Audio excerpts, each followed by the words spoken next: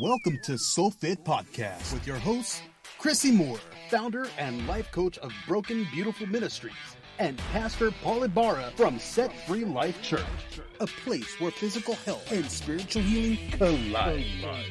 Stay tuned to get SoulFit.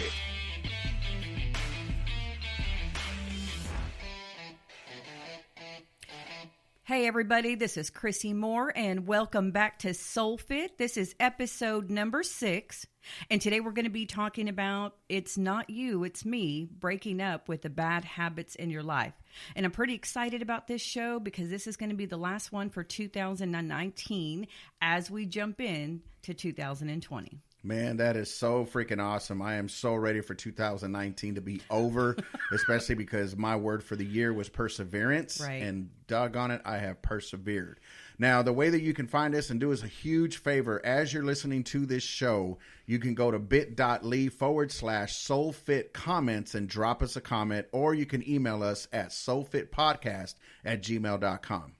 And we're so excited for those of you who have already dropped us comments and reviews and questions. Thank you so much for your support. And even some of the things that they don't agree with us on. You know, we are not the perfect show. And so we welcome any kind of, hey, I don't know if I understand this or not. Right. Bring it on, because we love to be able to talk about that as well. So again, everybody, we love to share our foundational scripture. This was what SoulFit was built upon. And this is 3 John chapter 2. This is the ERB version. And it says, "My dear friend, I know that you are doing well spiritually. So I pray that everything else is going well with you and that you are enjoying good health."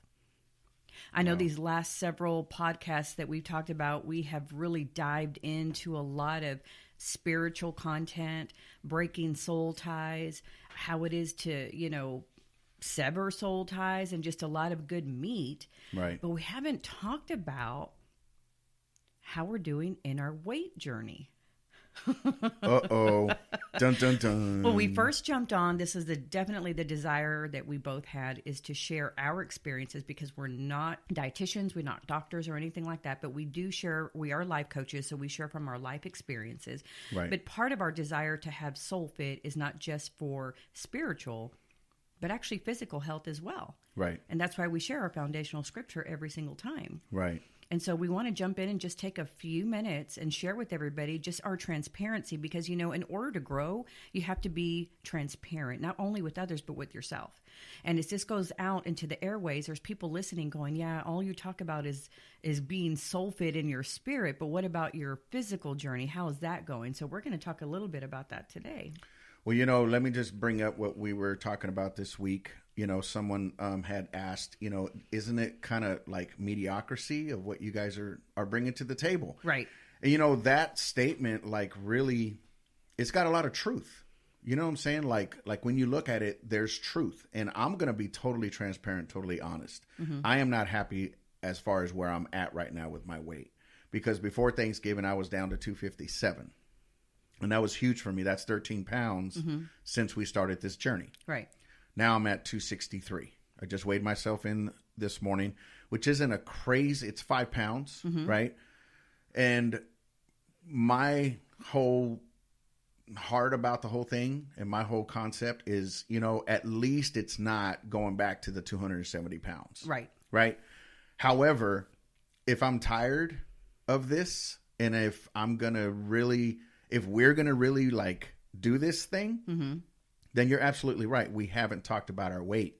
You follow what I'm saying? Right. And so I just want everyone to know out there, this is my perspective, and it's not being mediocre. It's just being honest with yourself. If we get, and going back to, I think episode 1 or 2, talking about the extremes, right? However, we don't want to get so extreme that we lose ourselves, but then we also I don't want to be so mediocre that I lose my extreme. And so again, it comes back to the balance. You follow what I'm saying? Right. What works for me is counting macros, is counting my, not even my calories, but my carbs, my protein, and my good fats. Right. And so I am making that statement today that I am back on it. It's not that I've gone way off and went out and started eating a bunch of cheeseburgers or anything like that. No. Right. I just wasn't counting my stuff. You follow what I'm saying? I haven't been walking because it's cold outside. All those different things come in life. But I have to be able to make the choice to say, you know what? I don't care if it's hell or high water, snow or sleet, like the postman, right? Right. I'm going to get the mail to you, right? So I'm going to get this process to the people that are listening. And so that's just my side. So I'm glad that you shared that, because we've both been talking about this, and it's very easy to get discouraged when you don't technically fall off the wagon, but you just fall down. Right. You skin your knee. And so you hear a little bump. You have a couple of choices. When I was a kid, I would skin my knee and I'd stay on the floor and cry and cry and cry and cry. My mom was like, well, get up so I can clean it. Right. And I was like, I can't. She goes, well, then sit there, I guess. You have a choice. If we go too extreme, you're right, we can fall off. But if we're too mediocre, we lose our momentum. Right. So for me, on my journey, when I broadcasted my weight, which not a lot of women do, and I don't even know why I did it. Now looking back, I was at 162. Right. I weighed myself this morning. I was 166.6. And I actually did gain some weight. I had a health issue that came up just recently. So several years ago, I was diagnosed with something called diverticulitis. And before anybody out there says, well, you can rebuke it. So the doctor did diagnose me with that. Now, I didn't say that I was walking it and I received it, but that was the diagnosis. Right. And with diverticulitis, you have to be really careful with your diet, what you eat, because if you eat too much meat that is not digestible, it can cause the intestine to become inflamed, and you are in an enormous amount of pain. Right. So I had been to the hospital several times over the last year, and since I had started keto, I really had not had any episodes. And I was really thankful for that. Then I decided to go out to lunch with my team at work. Right. Everybody ordered chicken fried steak. Now, granted, just so y'all know, we've been on this keto 98 days, been doing remarkably well. There was a popcorn cheat that I loved, and I didn't even count it a cheat because that was just something I wanted to do. Right. But when I went out with my team, everybody was eating, and the lady sitting next to me, she's on a health journey. She's doing remarkable. She's doing awesome. And she's, MyFitnessPal, counting stuff on MyFitnessPal. And so I leaned over and said, what are you going to eat? Kind of like justifying in my head what I should eat. Right. And she said, well, I'm just going to get the chicken fried steak and mashed potatoes, but I probably can't eat it all because that's going to take out all my macros for the whole day. Right. And I'm sitting there going, God, I haven't eaten mashed potatoes and I can't remember how long. And chicken fried steak, well, shoot, I can't even remember. Right. I'm going to do it. And then I'm just going to, I don't know, not eat for the rest of the day. And maybe the next day, right? Right. So we're having a great time, and I eat half of the portion because it was so big. And I didn't even finish that portion because it was too big. Right. By the time I got back to the office, I was feeling really sick. And I thought, probably shouldn't have done that. But then it got progressively worse and worse and worse to the point where I was in so much pain. My sister was in town, and she's like, hey, maybe you need to see a doctor. Right. And I thought, I know exactly what it is because I've had episodes and flare-ups before. So what I'm getting at was because of that cheat, I winded up getting so sick. I was bedridden for a whole day and a half. Right. And in that day and a half, I was praying and asking God, should I just quit? Right. This journey? I mean, obviously, I'm not doing anything right. And, you self-sabotage and self-dialogue with yourself. And it's only me there. So, and I made a decision because I felt like the Lord was showing me that I was so concentrating on numbers, size of my body, weight. And he said, instead of numbers, healthy numbers, like your cholesterol level and stuff like that. And I thought, what if I just did a little tweak to the left? Right. Because I was taking all these supplements to replace the nutrients that I wasn't getting because of the keto diet. Now, granted, I am not downgrading the keto diet. Right. It works for thousands of people. It just didn't work for me. It was hurting my body. I lost weight, but it was actually hurting my body because my body just couldn't handle all that protein. Right. So I tweaked it to the left just a little bit, and I was down on myself. I got discouraged, and I thought, I'm just going to quit this health journey. And so many of you out there might be doing the same thing. I cheated with a piece of pie and now that's it. Who cares? Now I'm going to eat a burger and I'm going to eat fries and I'm going to eat whatever I want and I'm just going to be happy. I just want you to know that you don't have to stop your health journey just because of one bad turn. If you make a wrong turn, you just turn back and keep going. You keep redirecting. Right. Anyhow, now I'm eating a yogurt a day, which is really not allowed on keto. And I feel so much better. I've retweaked my diet or my lifestyle to accommodate my body. Right. And now I would say I'm back on track. Not that I got off track, but now I'm just doing it a different way. And right. we want to bring encouragement because I do have a friend who told me she was doing, and I always say this, I always kind of laugh about it, Camp Gladiator, and it's amazing. But she said, Chrissy, if I don't go in 100%, I'm not going to go in at all. And so she went in head forward 100%. That was 3 or 4 months ago. And within 5 weeks, she stopped. And now she's back, not only eating wrong, but eating doubly wrong. Right. And I told her it's about the baby steps forward. Right. Not the dive in the, 100-foot diving board. Right. So we are transparent with our journey. Don't stop. Just because you had something go wrong, keep going. Just tweak it. Just tweak it and keep going because you're doing this for you. This is your journey. It's not anybody else's journey. This is your journey. Right. Do it to glorify God because we are his temple.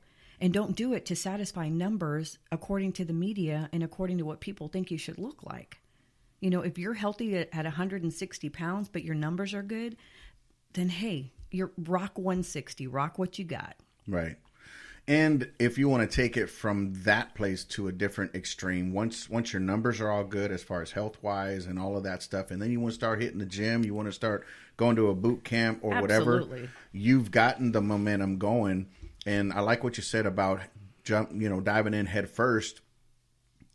When we were going to school, you would have the intermediate swimmers, and then you would have, those boot camp type swimmers, right? Mm-hmm. And so you have all these different phases where you jump in the kiddie pool, you learn how to float, you learn how to breathe, you learn how to stroke, you learn how to all of that stuff. Then you go into the deeper end, and then from the deeper end, now you're able to dive, right?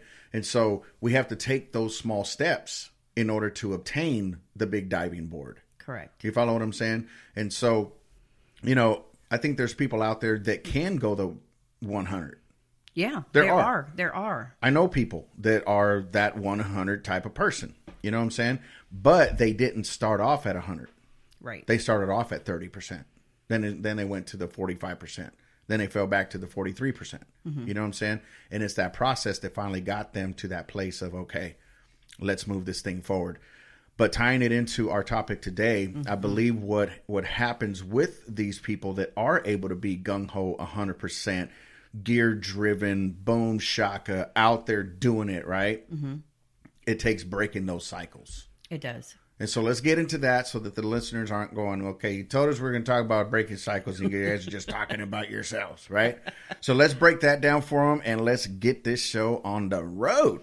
Right. So many of us have said, if we're in a relationship, you want to break up with somebody, you kind of think about how in the world are you going to break up with this person? Do you say this? Do you say this? Do you say that? How do you word it so that that person doesn't get hurt? Right. So all of us have heard the expression, it's not you, it's me. I hate that. And it's true because, let me back up. It's not true. It's just an excuse to get you out of that relationship. Right. And so the person on the receiving end that's getting broken up with or dumped, I guess you want to call it, you're thinking in your head, you liar. Yeah. But what if we turn that phrase for our good in our health journey and our spiritual journey? Right. And we spoke to that person thing that we're dumping, and it's called bad habits in our life. I was looking at an article by a scientist, okay?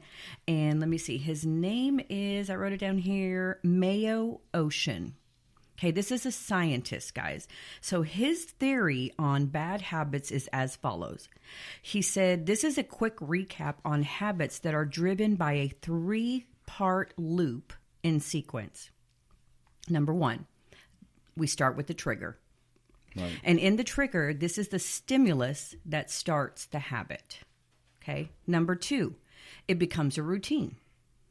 It is doing of the habit and the behavior itself. And number 3, it's finally the reward, the benefit that is associated with the behavior.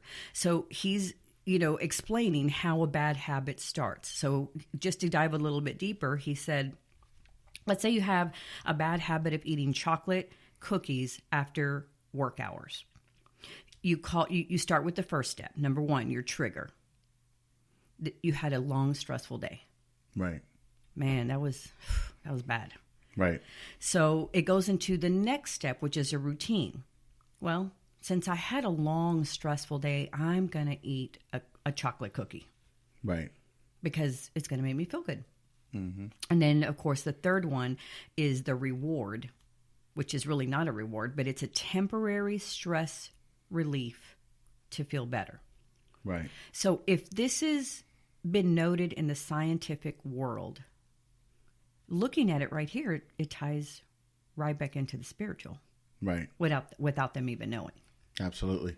And you know what, honestly, the other side of that also is not always cookies. Exactly. It could be even that healthy food, that extra portion, that extra plate, because you're going, you know what, I'm pissed off right now. I had a really bad day. And you know what? I'm just going to go hard on that steak right now. I'm going to go hard on that chicken right now. I'm going to go hard on that pasta. You know what? I haven't had pasta in a minute. I don't care what anybody thinks right now. I'm going to eat. Yep. I'm going to eat what makes me feel good. And then afterwards, we're back into that whole self-dialogue, that whole self-sabotage of, oh my God, I shouldn't have ate that. Now here I go again. Now I feel worse and blah, blah, blah. Right? Exactly. And so we don't want to I don't want to just put it out there of the cookie, because it's not the cookie's fault. It's not the brownie's fault. It's the person that's going, you know what? I'm going back to that cookie. I'm going back to that brownie. Just because they're there, I'm going to eat it. And so I think that's powerful about what this guy is talking about. What's his name? Mayo Ocean. And these are triggers in your brain. Right. But what if we, and take it just one step further, because you said, an extra plate. Right. So what if we're trying to break unhealthy habits regarding alcohol? Right. Smoking. Right. Sexual addiction. Mm-hmm. You get the trigger, the stimulation, the routine that you do it every day at the same time, maybe, and then the reward, because the benefit is associated, or this is what the brain, or what is it? The brain tricks you into thinking that this is how it's set. And so I want to share a scripture that'll tie into that. And this is Romans 12:2. And it says, don't change yourself to be like the people of this world, but let God change you inside with a new way of thinking. And then you will be able to understand and accept what God wants for you. You will be able to know what is good and pleasing to him and what is perfect. And this is from the easy to read version. And the reason I chose that version is because he says right here, but let God change you inside with a new way of thinking. Wow. So that's how habits are broken, because they first start in your mind. Right.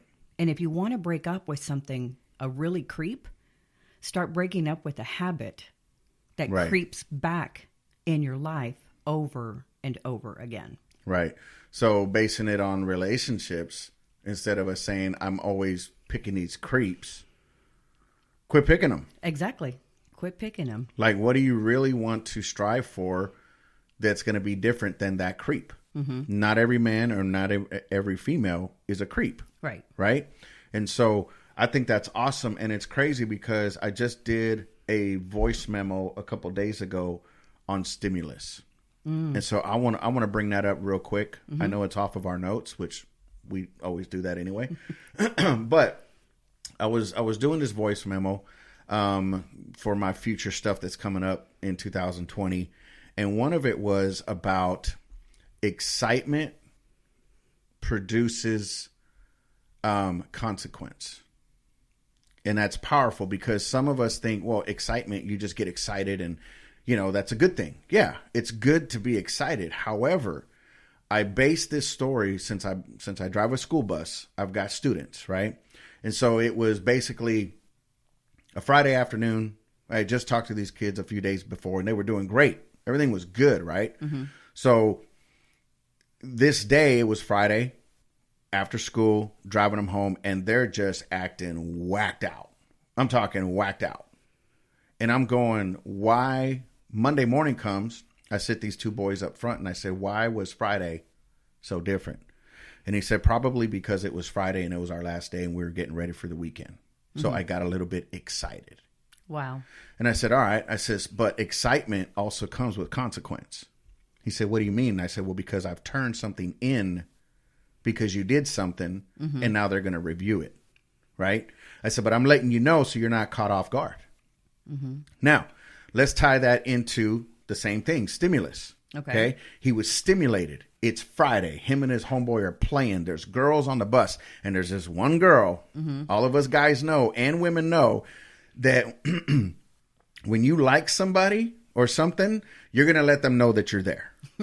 Yeah. You're going to do, especially men, we do the most stupidest things to get women's attention. That is very true. Very true, right? So, stimulus. Okay. This kid was doing all of this stuff because this girl was around. And that's the part where the following day, I was like, you know what? Excitement does breed consequence. So let's tie it into adults. Okay? Okay. Because all we are is 47-year-old, 12-year-olds. Period. True. Okay? Period. Because we're molded scientifically by the time we're age 6. Everything that we've learned in those first 6 years has already molded our personality. It's science. All right. So now for all the Bible thumpers out there, including myself, God is science. He created science. Oh, yeah. For the universe to even happen. Right? Whole different topic. But what I'm getting at is let's go back to stimulus. Okay. What happens in relationships, what happens where things begin to get tainted is when there's no more stimulus in the bedroom. Life happens in a marriage. Life happens at home. Things get neglected. House chores aren't being done. Finances get jacked up. Finances is one of the biggest problems that marriages face. We did a podcast last year called Money Matters. Yes. Okay. And I'm thinking we might actually air that one on the SoulFit podcast. I love that. Yeah. That one was an awesome, awesome podcast. But all of these things go on, right, Chrissy? And now there's no stimuli at home. So what happens? Now let's go to trigger. Okay. Okay. You go to the office or you go groceries or you're in this place where there's that one person that may or may not be married, right? Now there's a trigger. There's something that is able to trigger both parties, right? And that comes with touch. That comes with emotion. That comes with catering to that person's need. That comes with the soft, subtle voice that may not be at home. Yeah. Verbal gratification. Right. So it's on both ends, the male and female, right? So now let's go into what you were saying. Now it becomes a routine.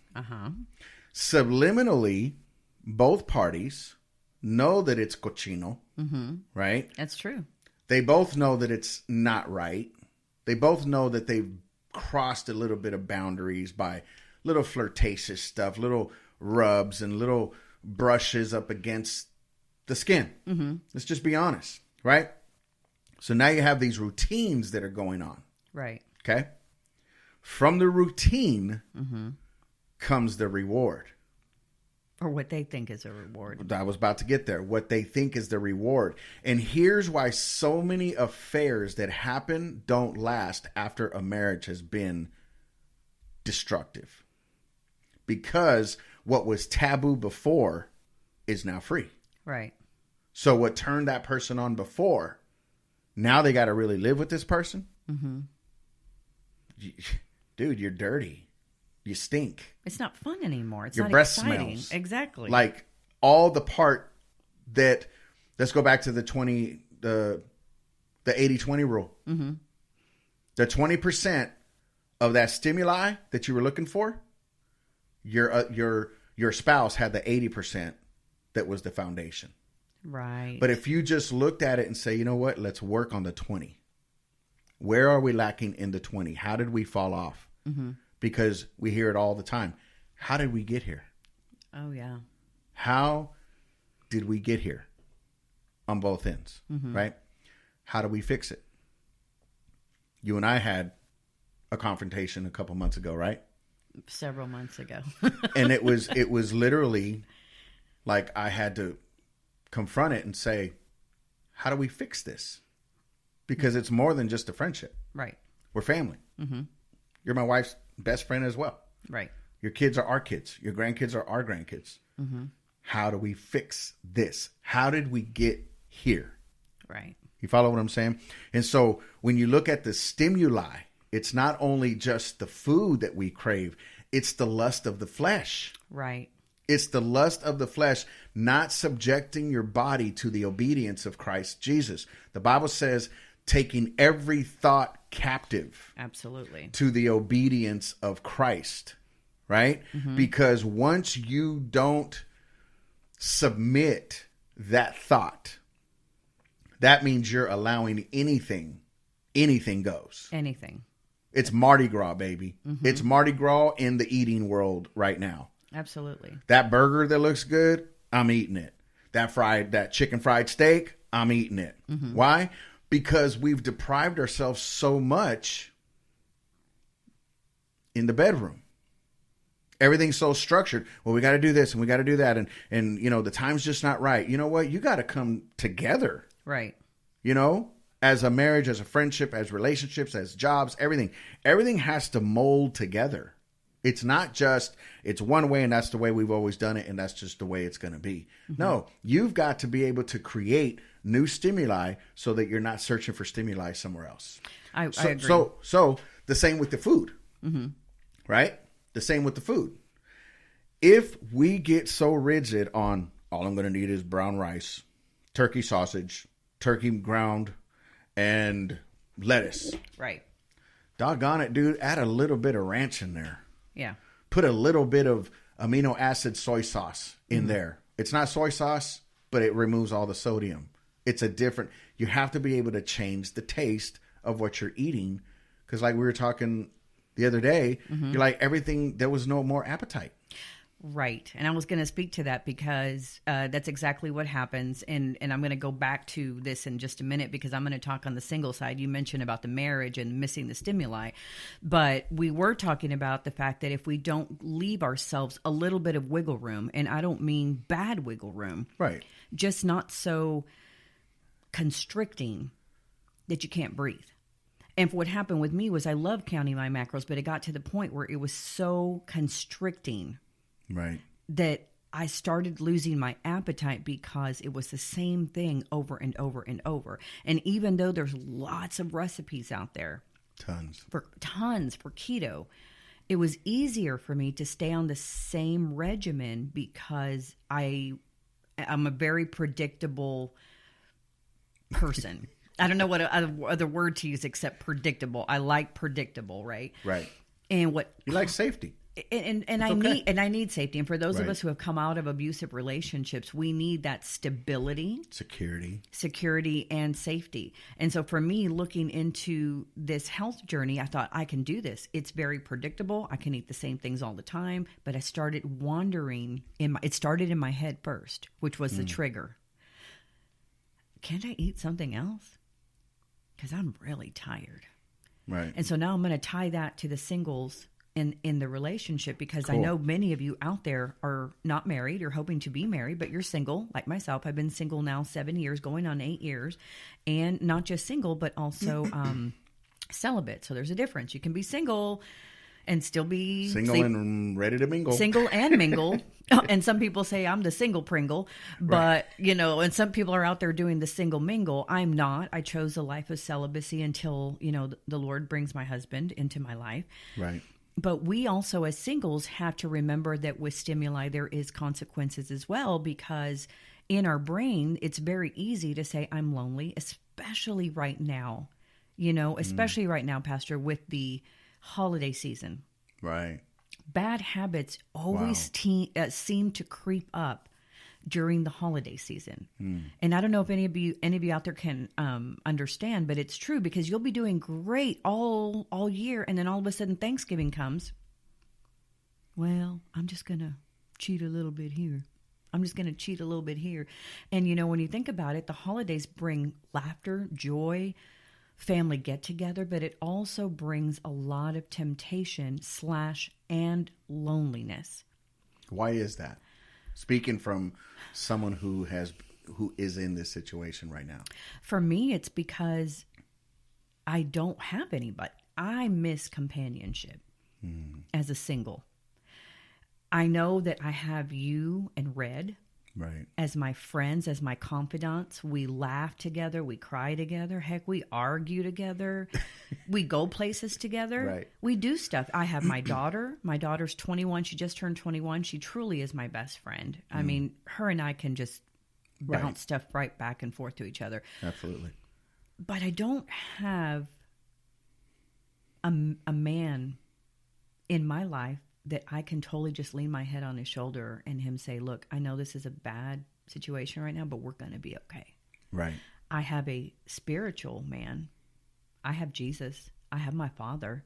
And I run. I run to him all the time. But there's something about a tangible presence. Absolutely. For someone just to hug you and say, are you okay? I'm cool. Well, here, let me give you a hug because you don't look like you're okay. And I'm like, oh my God, that's all I really wanted. That's all I wanted was a hug. But for singles, we have to be so careful, because a simple hug, if we're not careful, we're in that vulnerability. Right. We want to be with somebody. It could turn. It could turn because you, as women, especially women who have been single a long time. I'm actually young in the single world, but there's women out there that I'm speaking to. You've been probably single 10 years, 15 years, some of you even 20 years. And you're like, I am never getting married again. I have no use for a man. I can take care of myself. Well, let me tell you, maybe you can. Maybe you are self-sufficient, and that's okay. But do you even realize that you're in an unhealthy habit as well? By constantly telling yourself, I don't need nobody. I don't need any help. That is a dirty, ugly habit too, because we all need somebody in our lives to be able to get us to that next level, even if it is that spiritual confidant. It doesn't have to be a man. It could be a woman. But women, and I know a particular person just recently, she would reach out to me constantly. And then all of a sudden she kind of died out. And I thought, what happened? What's going on? Why isn't she reaching out to me, right? Well, they wind up being in a relationship. And although I'm happy for her, it might not be healthy. Right. So the bad habit for me is I got to watch myself so that I don't have the stimulus that causes consequences. Mm-hmm. I don't want to be coming back over here and saying, hey, Pastor, can you please pray for me? Because I just really fell off the wagon. Yeah. I was in a stimulated moment. I couldn't help it. I'm lonely. Right. I don't have anybody to hug me. I don't have anybody to give me that surprise text or that Christmas present that I desperately want. So I'm going to fall off the wagon for just a very small reward, or think it's a reward to make me feel better. But truly it's not. It's tainted. It's a consequence. It turns into a consequence. And that's where, even in those positions, and I'm going to speak to that as a pastor, even in those positions, if someone has had a consequence, don't stay stuck there. Absolutely not. That's why Jesus said, come to me, all who are weary, all who are heavy laden, all those who carry this burden. He wasn't talking about your job and your work. Right. Jesus was talking about, you can't keep up with all the sacrifices. You can't keep up with all your sin. And that's where grace comes in to cover. That's what Jesus was saying. Come to me and I will give you rest. Right. That's what he was saying. I will give you rest. He never said, I'm going to give you rest from not having to obey the commandments. What he was saying is, I'm going to give you rest from all the tradition of you thinking you can wash your sin away. Right. Come to me and I will give you rest. And that's where grace as a pastor, and I'm speaking to that single mom, I'm speaking to that single dad. Absolutely. I'm speaking to that teenager that's listening in England and Australia, wherever you're listening from, and do us a huge favor. Go, if you're on Twitter, we've got our own Twitter account also. It's capital S, capital F, and Fit podcast. Okay. Mm-hmm. Do a search. You'll find us. It's the same graphic that we have on all of our other platforms, but just drop us a comment and let us know that you're listening. Okay. But I'm speaking to anyone, even if you're married. Okay. Now there's consequences that, I believe that there has to be some type of recompense to make that marriage strong again. Right. So if you've done the duty and you've done the dirty, mm-hmm. all right, don't stay there. Yeah. Don't stay there. Get up like the man that was by the pool. Get up, take your stuff, and walk. Mm-hmm. Because Jesus didn't even heal the man. There was nothing wrong with the guy. He said, just get up. Do you want to be made whole? And so that goes the same with if you've done anything, okay, anything. And this is what dropped in my spirit the other day. This is about 4 or 5 days ago. I was listening to this other podcast. And they said, all impurity matters to God. Mm. And I wrote it right there on my whiteboard so I could remember it today. Amen. Okay? Amen. All impurity matters to God. Right. It does. Whether it's big or small. Big or small. Even if you're like, Lord, forgive me for eating 10 cupcakes. Okay? Honestly. I think it's hard for some people to actually verbalize what they've done because they think it's too bad for God to forgive. Right. And that's what keeps the bad habit lord over you. Right. And I was recently listening to a book, and if anybody's interested, it's called, now I just kind of forgot what the name of the book is. I'll have to mention it at the end of the show, but my pastor, Holly, we all read a book together in our women's group, and it was just amazing. Right. And it's Levi Lusko. And I Declare War. There it is. I Declare War. I Declare War. I was trying to think of it too. And I've listened to the book because for me, listening to an audio book is just cleaner, crisper, and I can pull out nuggets better. But I listened to the book now 4 times, and I picked out so many nuggets from that. And he was saying that, just by making a small decision, which is, again, a choice, it can change the course of our life, good or bad. Wow. And I started listening to a lot of stuff, and the more he talked, the more I realized, oh my God, I'm a negative person. And this wasn't even on my notes, but I had to share this because... Well, I'm glad he told you. No. It's funny because I had this awesome conversation with my son, Justin, and give him a shout out because he's a great kid and he's been doing amazing, right. These last several months. But he and I had a conversation and I shared with him what God was showing with me. And I'm going to share it with you guys because I truly believe that this ties into the habits. So negativity can be a habit. When you go into somewhere, like let's just paint the picture, close your eyes and walk with me. We're walking into Walmart.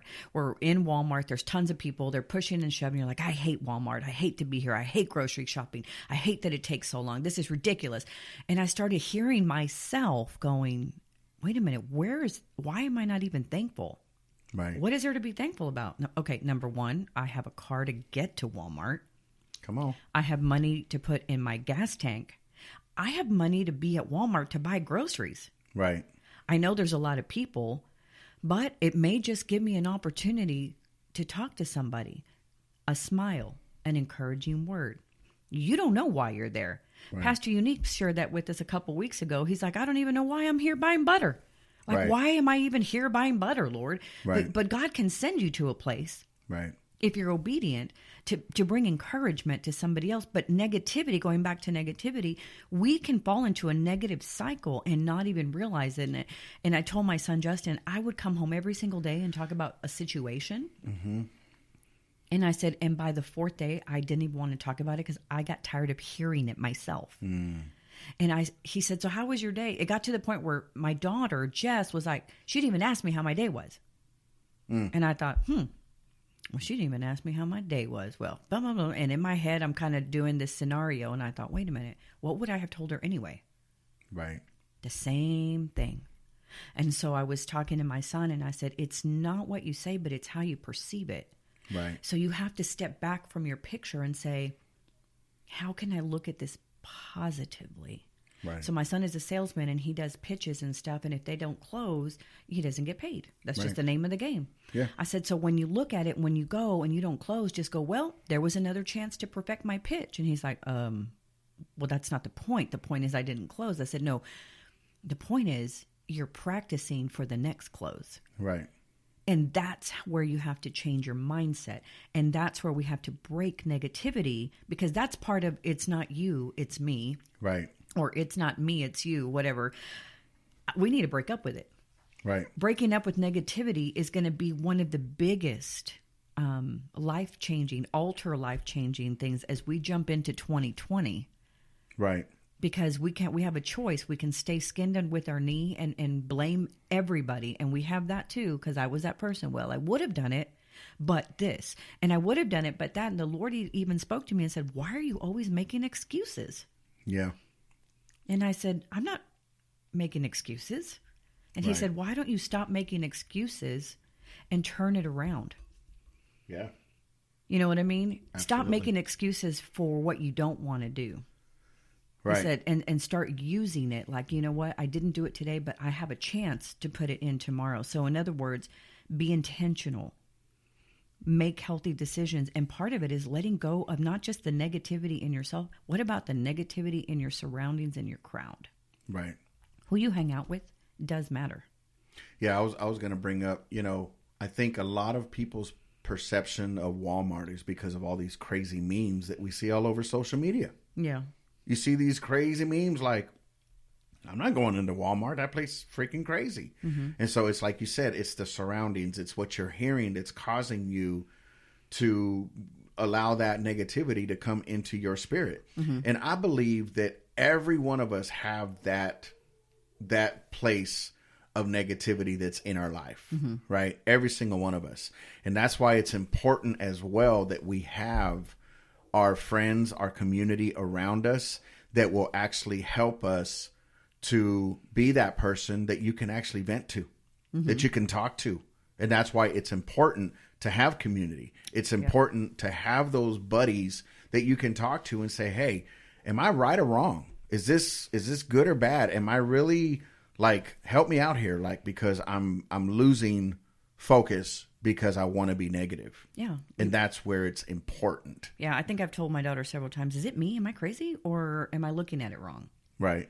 And it's good to get an outside perspective, even from a young person. Hey, don't ever not getting wisdom from a younger person, because they have no association with what you're going through, but they just see it from the outside in and they look and say, no, you're not crazy. Or, yeah, I think you're a little bit overboard on that. You're just kind of tripping. Yeah. And I've told you that. Am I crazy? No, you're not crazy. But we don't need to talk about it anymore. Right. And another thing, can a bad habit keep you from reaching your goal? Absolutely. Mm-hmm. As a matter of fact, I wrote here, they are destruct us and prevent us from achieving our goals.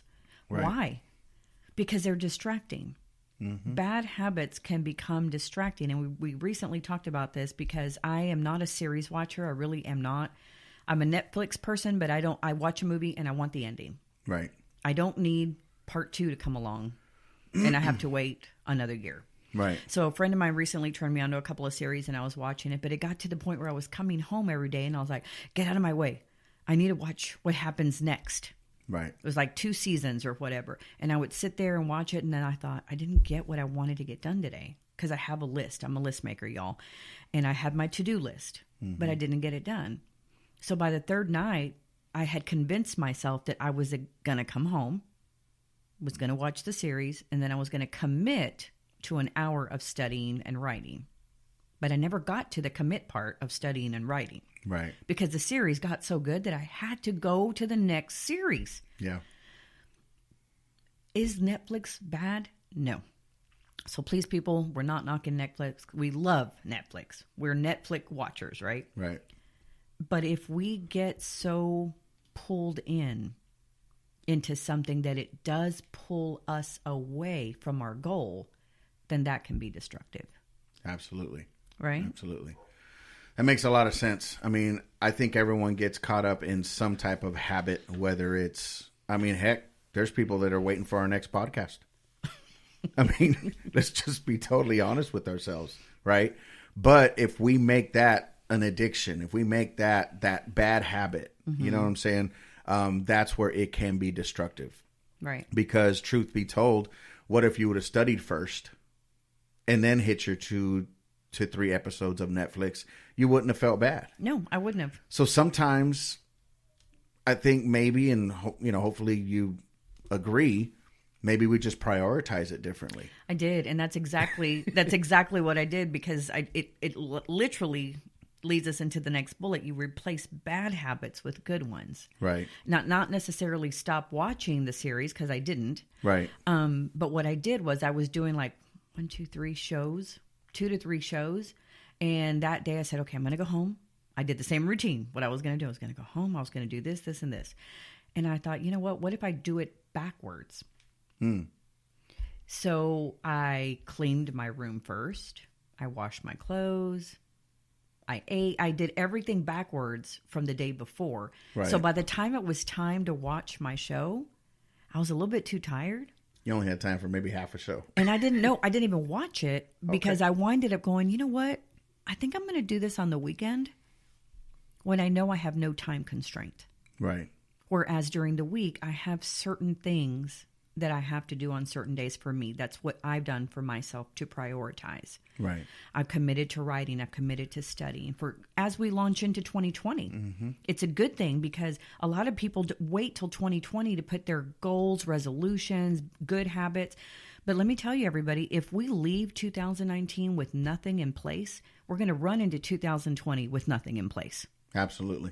We've got to run into 2020 with already our gear on, with our backpack on, with our tools, with our running shoes, with our shield and our sword.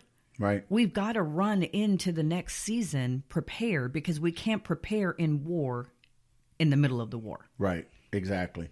So let's wrap this podcast up. What are the takeaways that we can give them? What are the wins and learns? Well, I believe the wins and learns, number one, is going to be don't stay down. If you skin your knee, get back up. Find that person that is going to help you, and you're going to keep going.